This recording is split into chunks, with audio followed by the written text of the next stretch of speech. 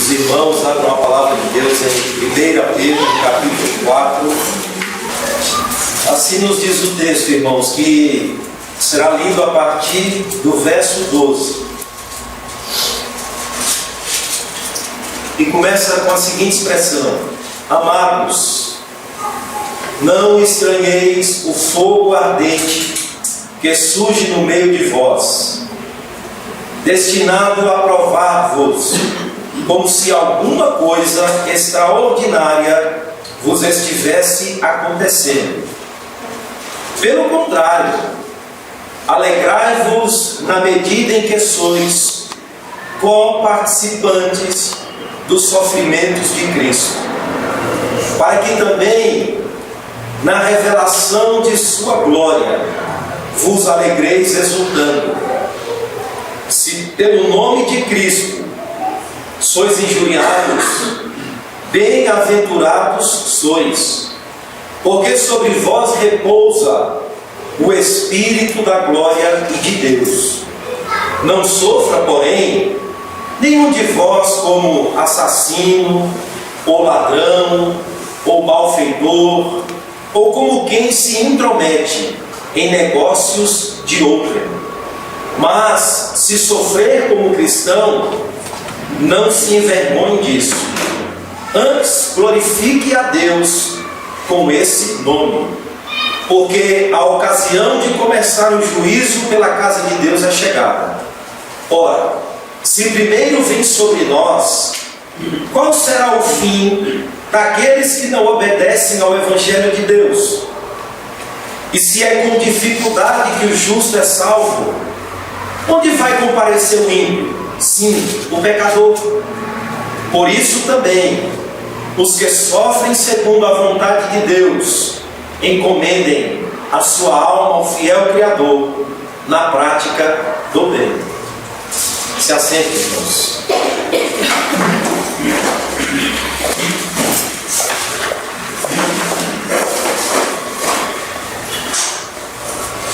O tema, irmãos, é o propósito relevante do sofrimento nos planos de Deus. O propósito relevante do sofrimento no plano de Deus. Pedro escreve uma autêntica carta, sem se preocupar com uma estrutura rígida. Por quê? Ele não se preocupa em retomar assuntos anteriores. Ele já falou sobre o sofrimento e disse que na ocasião em que Deus nos proporciona passar por momentos difíceis, Ele tem um propósito bem claro e definido, que é submeter a nossa fé a testes. E compara esse propósito de Deus a um ourives que submete um metal precioso a um fogo, com o intuito de tirar a escória daquele metal, para que a nitidez e o valor daquele metal se torne mais claro ainda. E aqui esses irmãos estão enfrentando um contexto difícil como discípulo de Cristo. E a carta tem o propósito de explicar, tanto a eles como a nós, de que as dificuldades enfrentadas na nossa caminhada cristã têm uma finalidade importante no plano de Deus. Por trás de cada acontecimento, Deus está cumprindo o seu propósito soberano na vida do seu povo. E esse é um dos propósitos da carta: explicar de maneira clara, sem deixar confusão na mente dos irmãos. E ele mostra isso mais uma vez. Olha, irmãos, não estranhem o que está acontecendo entre vocês. E ele compara o acontecimento a um fogo. E ele diz: esse fogo tem a finalidade de provar, de trazer à tona a autenticidade da fé de vocês e torná-la mais limpa, mais clara, mais pura, ou melhor, mais apegada ao seu objeto, que é Cristo. Então esse é o propósito. Deus está fazendo com que vocês se apeguem mais a Cristo. E Pedro escreve que dentro desse plano, dentro deste propósito de Deus, quando Ele submete o seu povo a testes, o que está em voga aqui, o que está no centro desse plano, o cerne da questão, ou melhor, para entender esse aspecto, nós devemos desconsiderar a felicidade do homem, a sua melhor posição terrena, a sua melhor felicidade na terra, mas pelo contrário, nós devemos ter como objetivo a obra, a glória e os propósitos de Deus. Veja, está claro no texto. Se vocês estão sofrendo como cristãos, não se envergonhem disso. Pelo contrário, glorifiquem a Deus com esse nome. Agora eu faço uma pergunta. Quais são então os propósitos relevantes de Deus com o sofrimento? Quais são? O primeiro Pedro vai ensinar. O primeiro propósito é: o sofrimento tem um fim proveitoso na vida do crente. Verso de número 12: Amados, não estranheis o fogo ardente que surge no meio de vós, destinado a provar-vos, como se alguma coisa extraordinária, como se algo que estivesse fora da pauta vos estivesse acontecendo. A expressão aqui, amados, indica ou permite-nos entrar num novo assunto. E Pedro está expressando uma preocupação pastoral. Amados, não estranhem.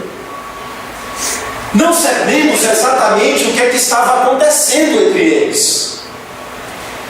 Se eram aspectos de uma perseguição maciça promovida pelo Estado, se algum grupo da sociedade estava impondo um sofrimento maior a esses irmãos por serem cristãos, se eles estavam sendo perseguidos única e exclusivamente por se declararem cristãos da sociedade, no seu local de trabalho, na sua relação com os familiares, nas suas relações sociais, Pedro não deixa claro. Mas uma coisa ele diz: o que vocês estão passando é semelhante a um fogo. Fogo.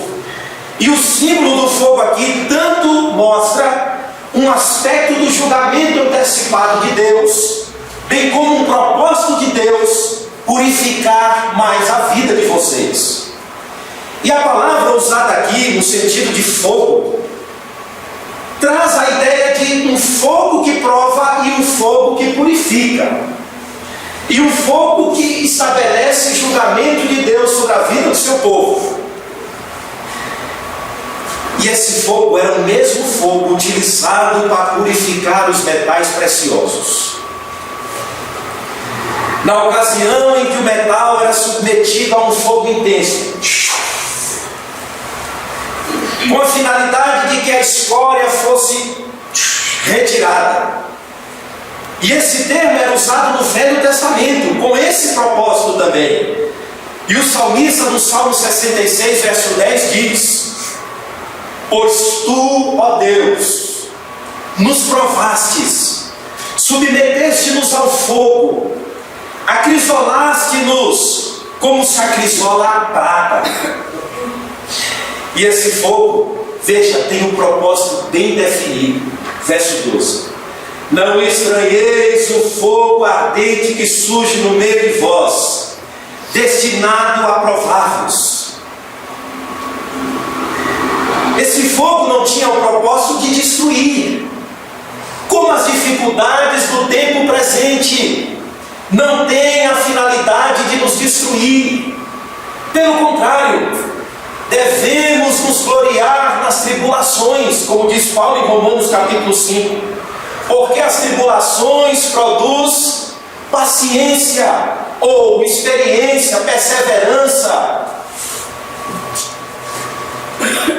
E esse fogo, enviado por Deus, tem o propósito de testar vocês, de colocar vocês como uma prata é colocada no fogo, a fim de que a fé de vocês se apegue mais nitidamente ao objeto da fé de vocês, que é Cristo. E à medida que esse fogo se torna intenso, vocês devem não somente olhar para Cristo, mas se apegar a Cristo na prática do bem. Mas o teste aqui tem o intuito de provar. E Deus retira da nossa fé aquilo que é escória, aquilo que é imitação, aquilo que está apegado não a Cristo, mas aquilo que está apegado a elementos de autoconvicção ou de segurança pessoal. E a palavra de Deus aqui deve levar-nos ao entendimento de que devemos separar uma verdadeira fé de uma fé que é pura imitação. E para cumprir esse propósito, Deus deixa que seus filhos enfrentem caminhos difíceis. Caminhos difíceis. Aos nossos olhos, ou devemos olhar, não para o contexto em que estamos enfrentando, mas o contrário, para o propósito aonde Deus está nos levando. Não é fácil entender esse aspecto quando se está dentro do fogo. E essa era a condição dos irmãos, eles estavam dentro do fogo. O fogo aqui não está sendo tratado como elemento teológico, subjetivo, mas pelo contrário, Pedro diz, ele está entre vós. E quando ele está entre nós, somos precipitados em dizer que ele é algo estranho, de que ele é algo que foge ao controle da providência de Deus. E Pedro diz, não olhem assim. Ele diz, como se fosse algo extraordinário. O que é algo extraordinário, irmãos? É algo que não está dentro da pauta. É algo que não faz parte daquela ordem de governo, de administração, mas é algo que precisa acontecer de forma extraordinária, ou fora daquela ordem que já estava programada. E Pedro está mostrando, não. A condição enfrentada pelos discípulos de Cristo por se apegar a Ele é algo que já está nas Escrituras e conhecido por todos.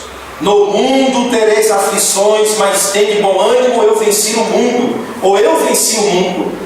Então, irmãos, assim como Cristo sofreu, todos aqueles que seguem a Cristo também padecerão como Ele padeceu.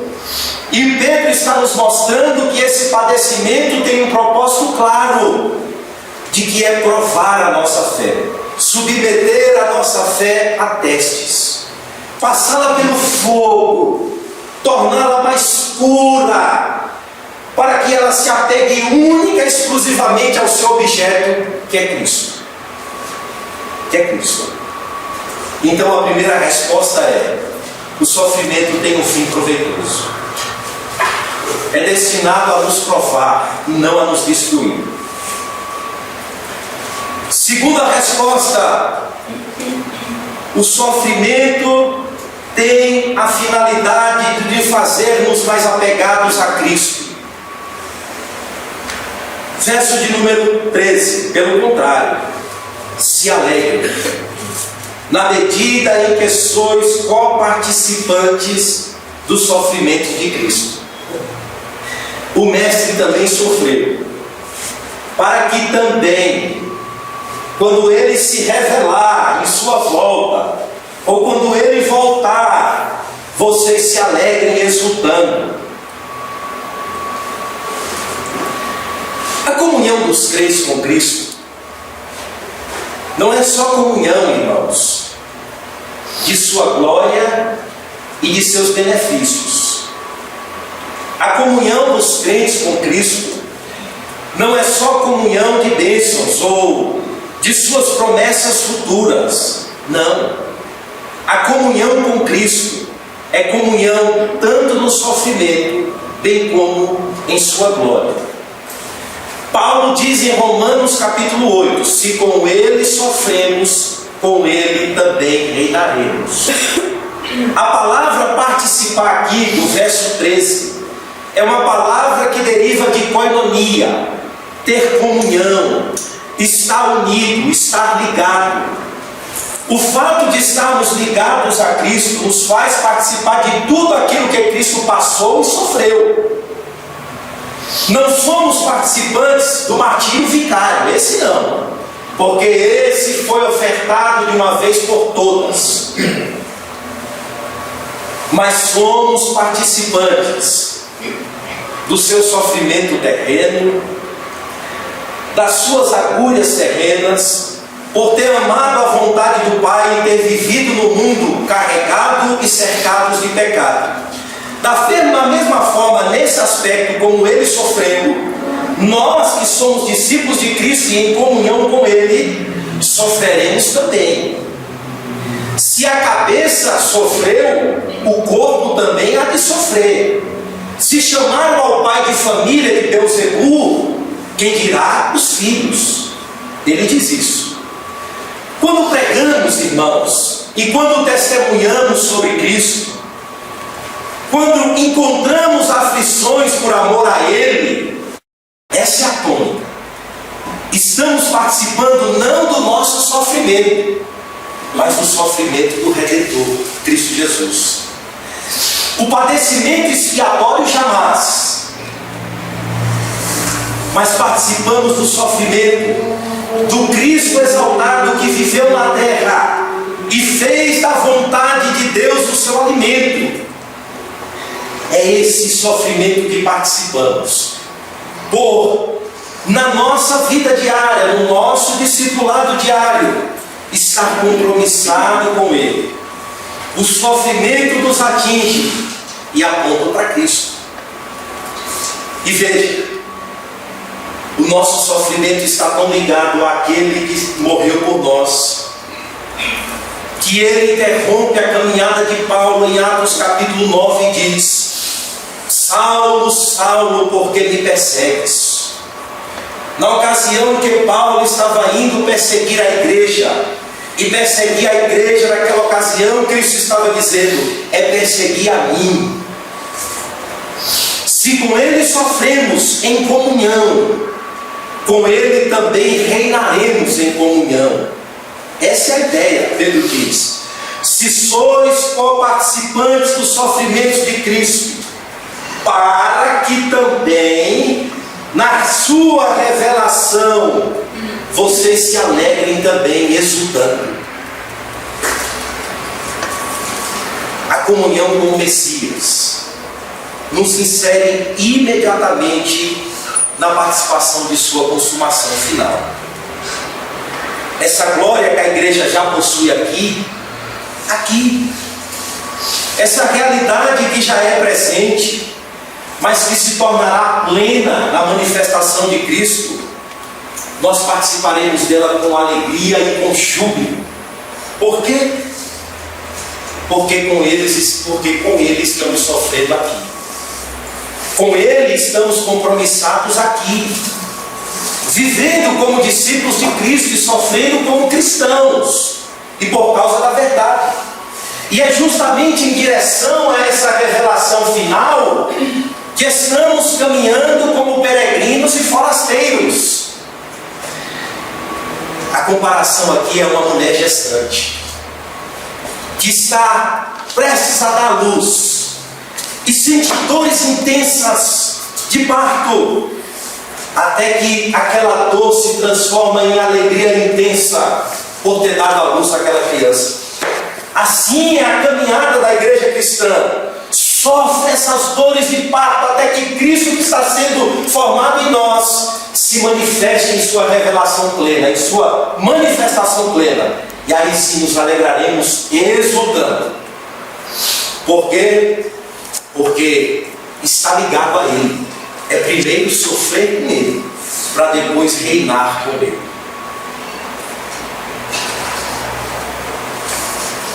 Terceira resposta: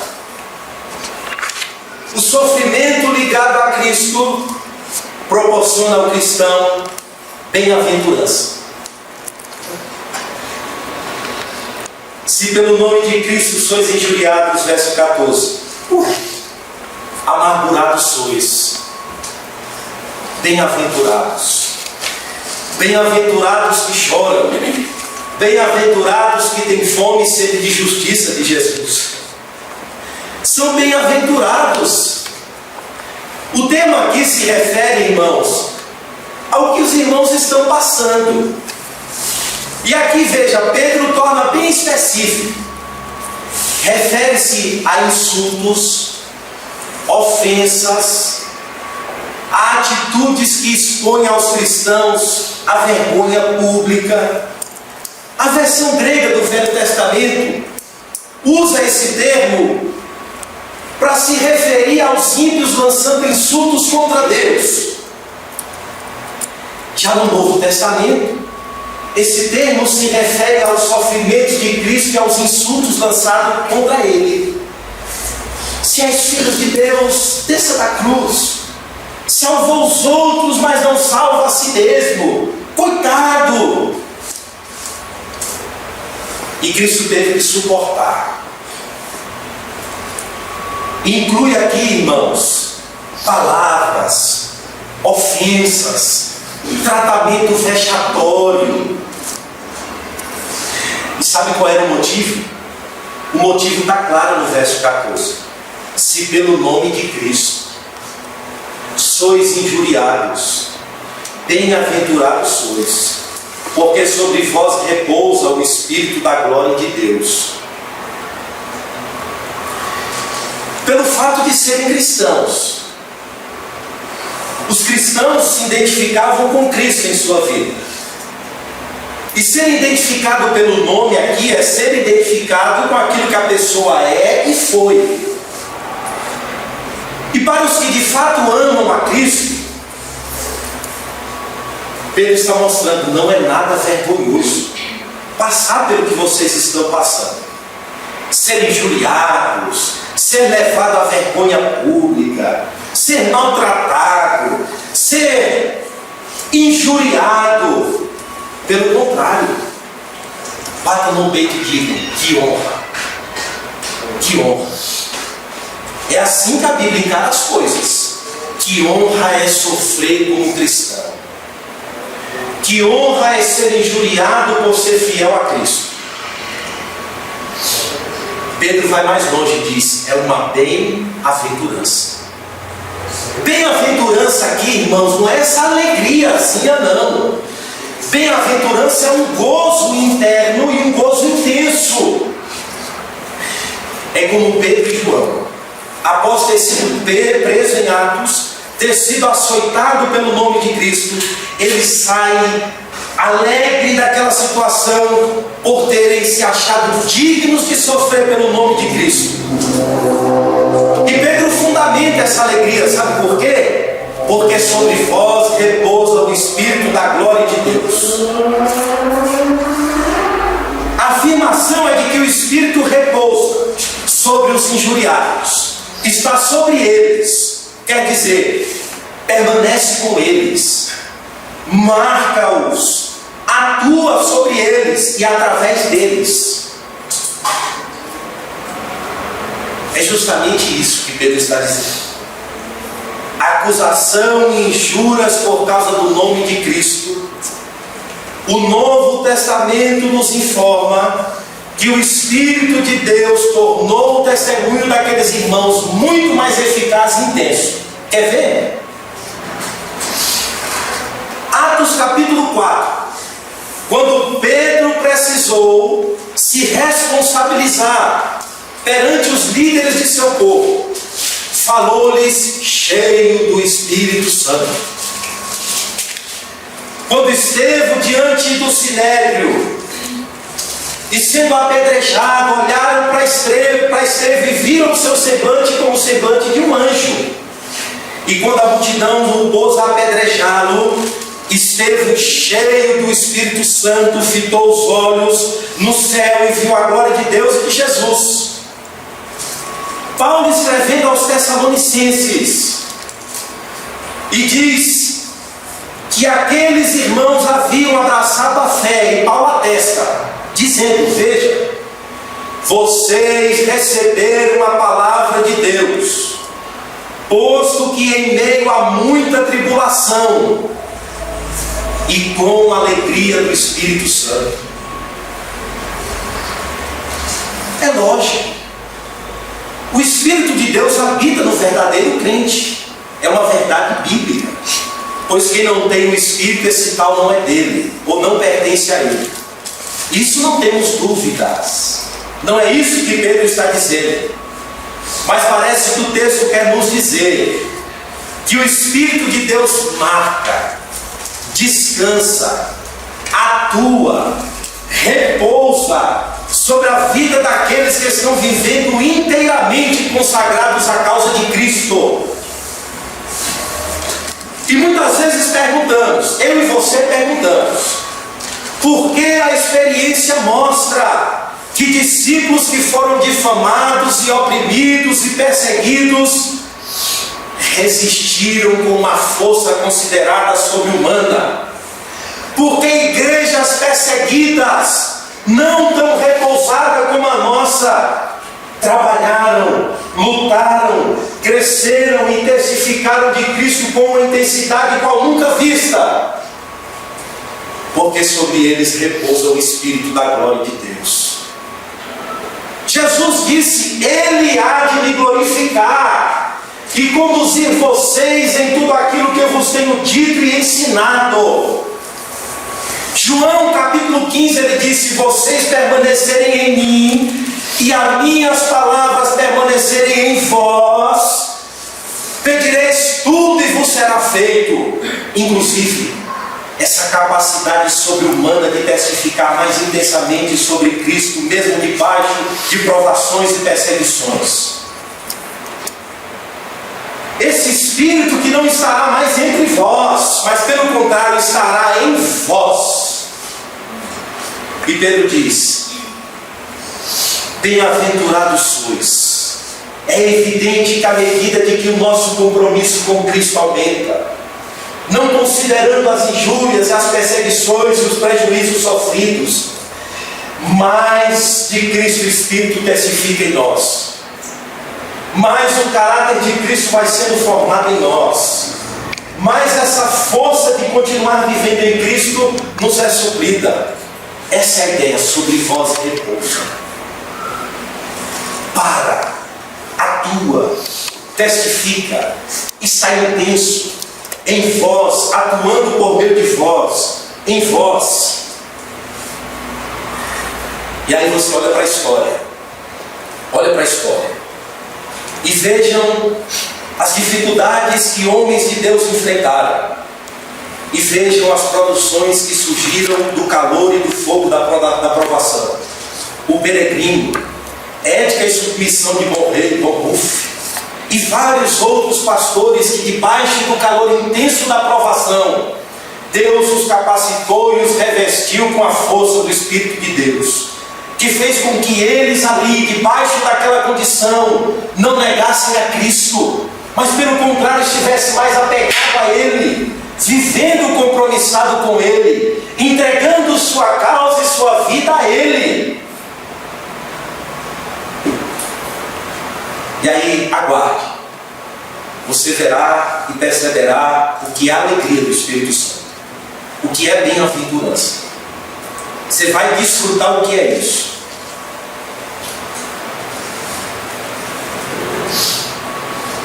Mas espera aí, o texto está falando de sofrimento, o texto está falando de insultos, o texto está falando de fogo, o texto está falando de prova, mas sobretudo o texto está falando de sofrer como cristão. E o texto, acima de tudo, está nos chamando a avaliar corretamente o que estamos passando. Isso porque nem todo sofrimento procede da vontade de Deus, e nem todo sofrimento o glorifica. Verso 15: não sofra, porém, nenhum de vós como assassino, ou ladrão, ou malfeitor, ou como quem se intromete em negócios de outro. Há problemas que são comprados por nós mesmos. São coisas estranhas. E o cristão deve, acima de tudo, o texto está mostrando, respeitar a vida alheia, os bens alheios, a honra alheia e as posses alheias.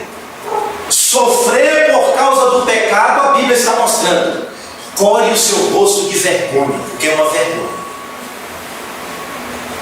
Sofrer como ladrão, assassino, malfeitor, que se intromete em questões alheias, que glória nisso? Pedro está dizendo, que alegria há nisso. Fulano foi preso porque é um malfeitor. Fulano foi preso porque tentou fugir do dinheiro. Fulano foi preso porque se intrometeu em questões que não foi chamado. E quantas coisas têm envergonhado a igreja de Cristo? Quantas coisas têm feito calar o testemunho intenso da igreja acerca de Cristo? Quantas coisas? O sofrimento que é atestado pelo Espírito de Deus é esse que nos faz sofrer como cristãos. Por seguir os seus passos, por viver pautado pela verdade, por ter esperança e viver de acordo com essa esperança. Mas o contrário não promove a glória de Deus. É por isso que Pedro difere. Você precisa distinguir o que é participar do sofrimento de Cristo e o que é participar do seu próprio sofrimento. O que é sofrer por ter comunhão com Cristo e o que é sofrer por ter rompido a comunhão com Cristo. E Pedro diz, irmãos, não sofra porém, contrário a esse primeiro sofrimento. Não é acerca desse sofrimento que eu estou dizendo, não é. Se tem alguém no meio de vocês que está sendo perseguido por ser assassino, ladrão, malfeitor, dando mau testemunho, fazendo com que o nome de Deus seja blasfemado entre os gentios, se escondam e colhem o rosto de vergonha. Não é esse o sofrimento. O sofrimento aqui é por viver o padrão de Deus. E se você está sofrendo por isso, descanse e tenha a consciência tranquila de que sobre você repousa o Espírito da glória de Deus.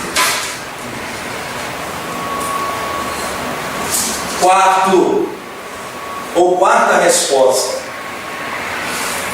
O sofrimento é uma evidência do juízo de Deus. Verso de número 16. Mas se sofrer como cristão, se envergonhe não. Antes glorifique a Deus com esse nome.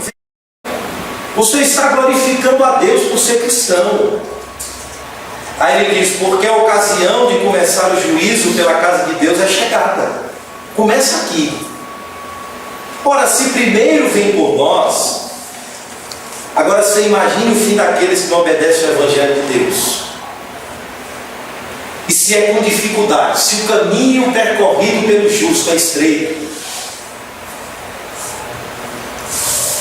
e é com dificuldade que ele caminha, é salvo.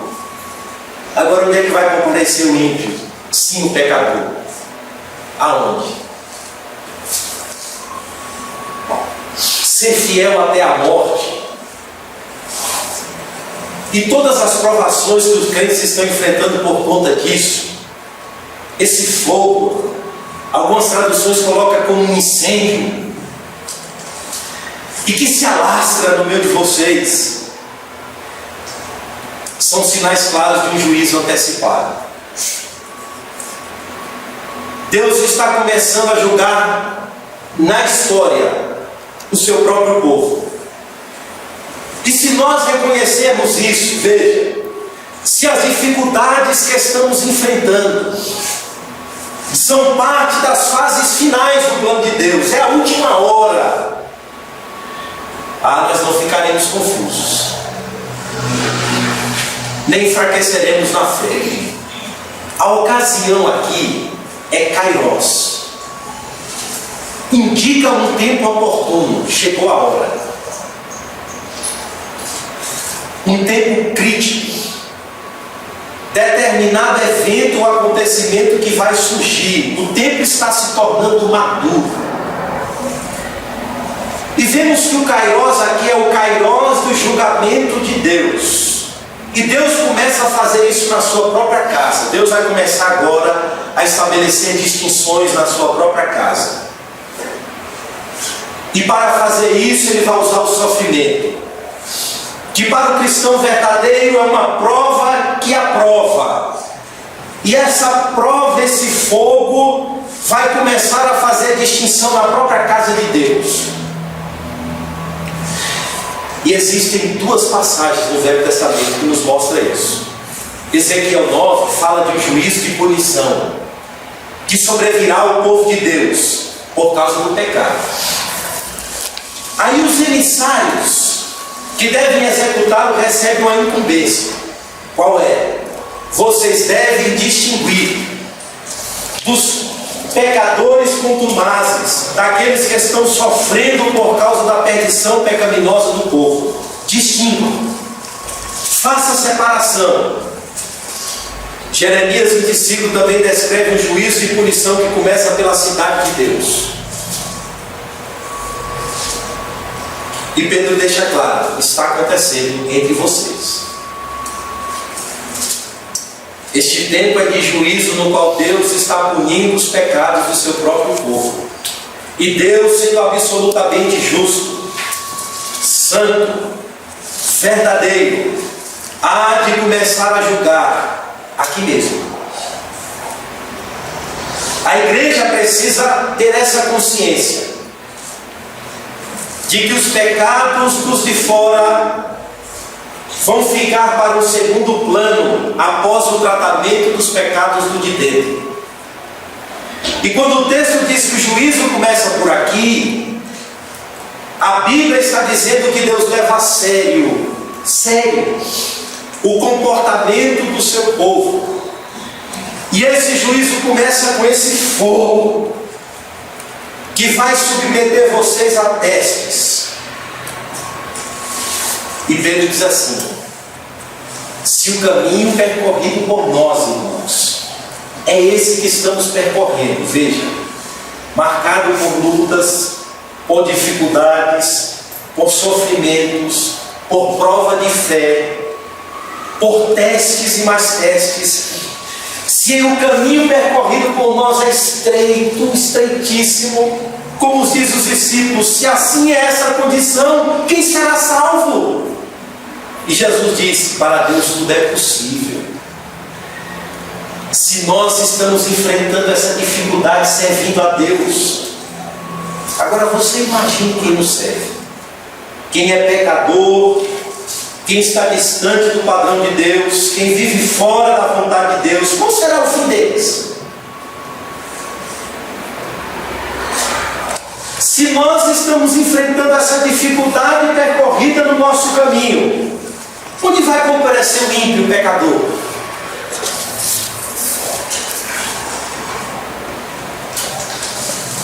E a última resposta é: o sofrimento vai nos despojar da autoconfiança. Verso de número 19. Por isso também, os que sofrem segundo a vontade de Deus, encomendem a sua sua alma ao fiel Criador na prática do bem.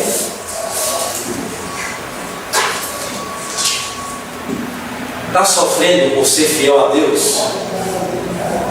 Está com dificuldade por ser crente e ser fiel a Cristo?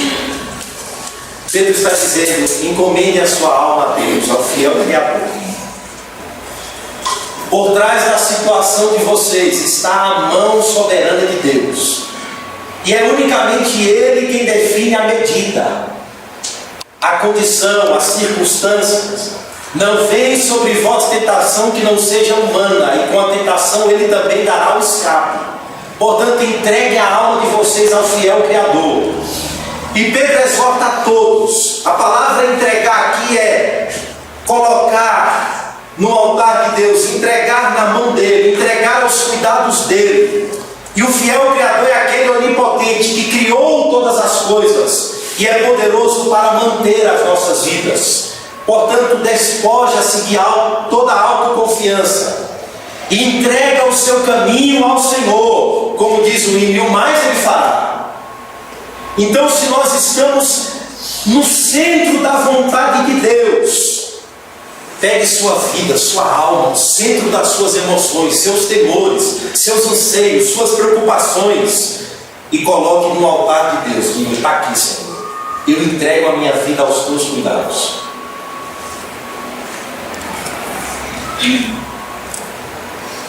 E é em decorrência dessa entrega que você vai descansar para continuar praticando o bem.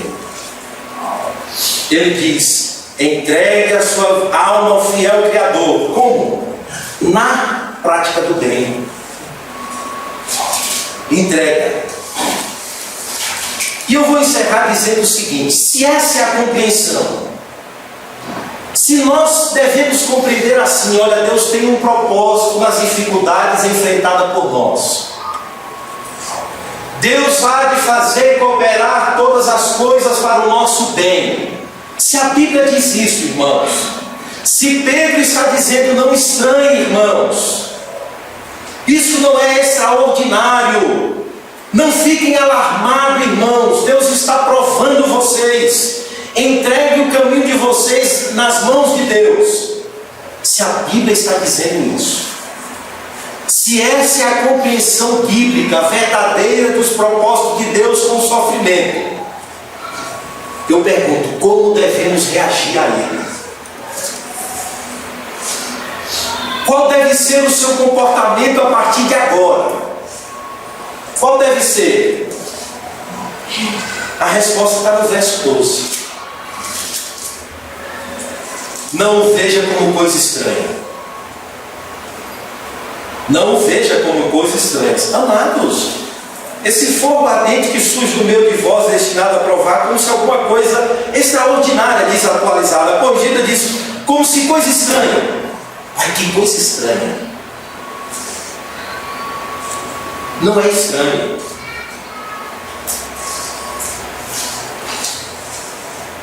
Se a compreensão bíblica é essa que acabamos de ver, se Deus tem um propósito em tudo aquilo que Ele submete o seu povo a passar, então olhe para o sofrimento com alegria, à medida em que nós nos tornamos semelhantes a Cristo. Olhem para o sofrimento com alegria. Pelo contrário, se alegrem. É o contrário, irmãos. O sofrimento sem Cristo tende a levar à amargura, ao rancor. Mas o sofrimento com Cristo e por Cristo leva os cristãos a uma alegria, ou deve levar-nos à alegria de sofrer por amor a Cristo. À medida em que sois co-participantes, participam juntos, devem se alegrar. Se alegrem.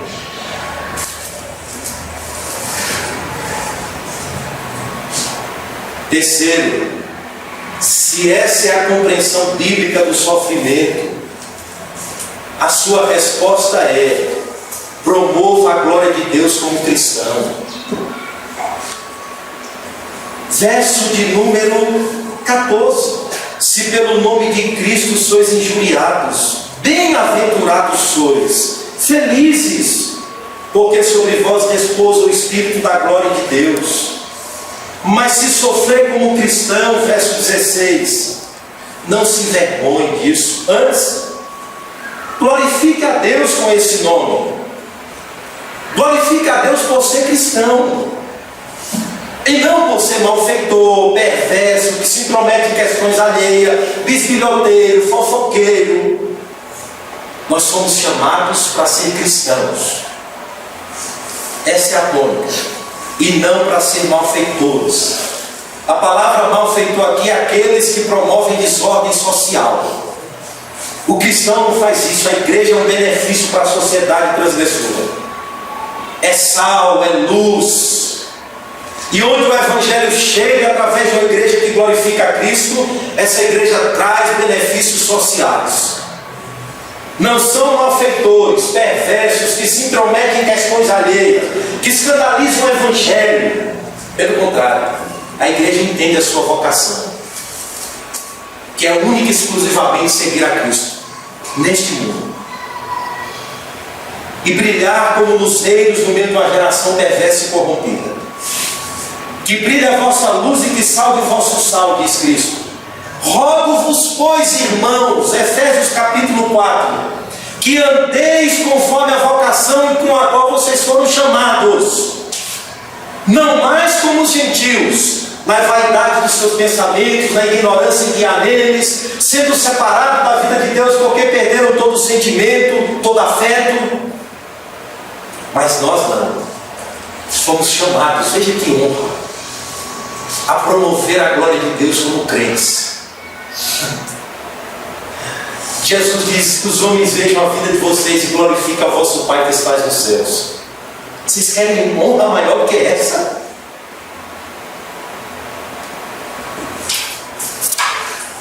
Agora uma igreja sofrer por escândalos que a desmoraliza na sociedade, que a torna calada, moribunda. Pedro diz: que vergonha. E quarta resposta: se essa é a compreensão bíblica, a sua atitude é: não veja as circunstâncias aflitivas como algo fora da vontade de Deus.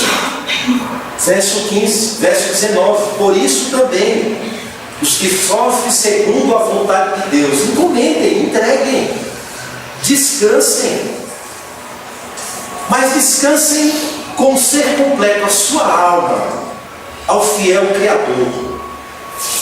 Ele nos criou de todas as formas, nos criou como descendência de Adão e nos criou de novo como descendência espiritual em Cristo. Ele é o nosso Criador em todos os aspectos. Nos deu tanto vida biológica como nos recriou espiritualmente.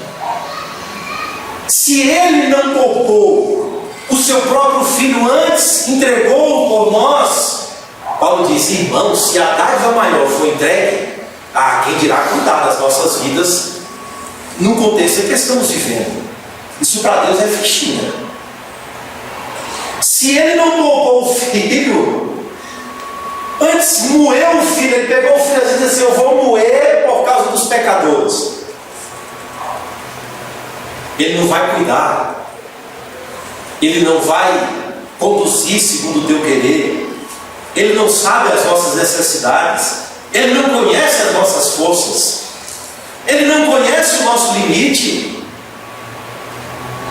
Ele sabe, como diz Jeremias: pensei que pensamento eu tenho acerca de vós, para vos dar o fim que desejais.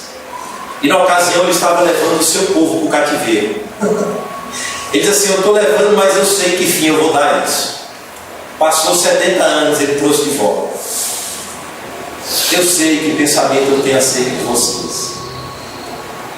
Então isso deve nos levar ao descanso. Descansa. Não veja os acontecimentos como fora da providência de Deus. Não veja. Como diz Hebreus, ainda que a disciplina no início se torne dolorida, confusa, mas Deus disciplina e leva à correção aqueles a quem Ele ama. Então Deus está no centro, Deus está no controle desse incêndio que está no meio de vocês. Ele é o bombeiro que vai apagar na hora certa, ele sabe o limite. E não vem sobre vocês aquilo que vocês não conseguem suportar. Então continue praticando bem e entregue os seus caminhos ao Senhor. E o mais Ele fará. Essas devem ser as nossas atitudes. O conhecimento da verdade de Deus deve nos levar a isso. A alegria, a perseverança, a ver Deus, a glorificar a Deus, a viver Cristo, cumprindo a nossa vocação. Você foi chamado para ser crente. Que Deus nos abençoe. Vamos orar e pedir que Deus aplique Sua palavra aos nossos corações. Senhor, nosso Deus e Pai, nós queremos te agradecer, Senhor, mais uma vez por estarmos aqui e pedir a Deus, ao Senhor, que a Tua palavra nos leve a glorificar o Teu nome, Senhor. Que o Teu Espírito, Senhor, nos leve a viver Cristo em nossas vidas,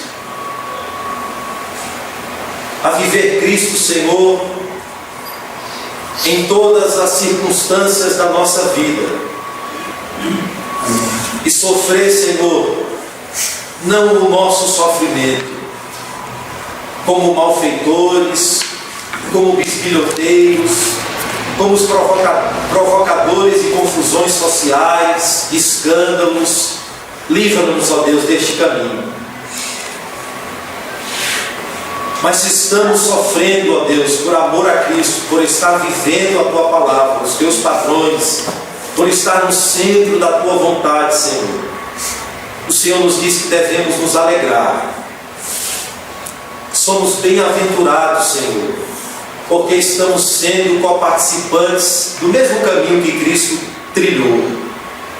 Estamos andando nas mesmas pisadas que o Mestre pisou, e que fez da Tua vontade, Senhor, o Teu alimento diário, a Sua comida diária, o Seu propósito diário, o Seu interesse diário.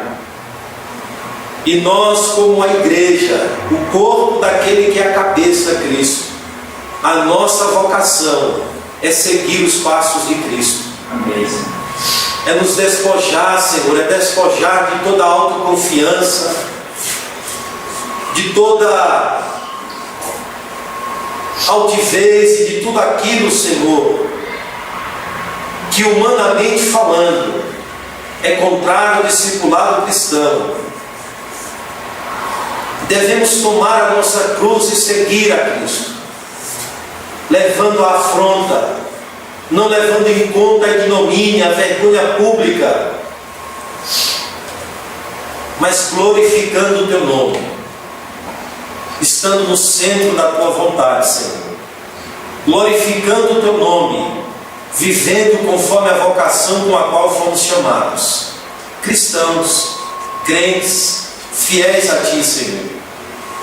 Ajuda-nos a compreender e a ver a Tua providência agir, Senhor, em cada circunstância das nossas vidas.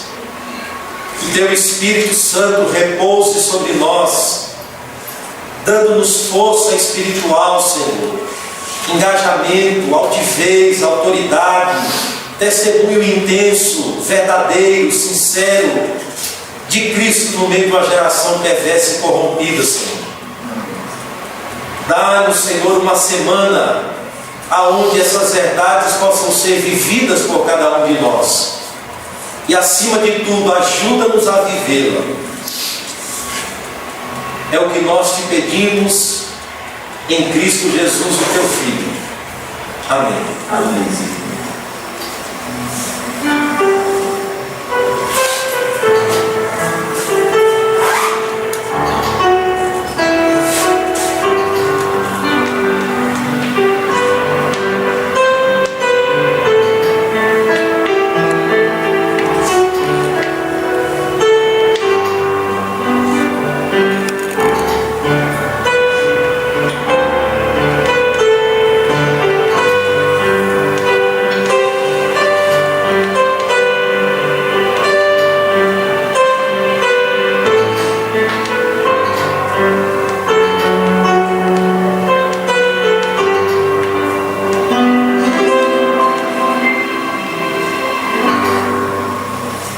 Amém.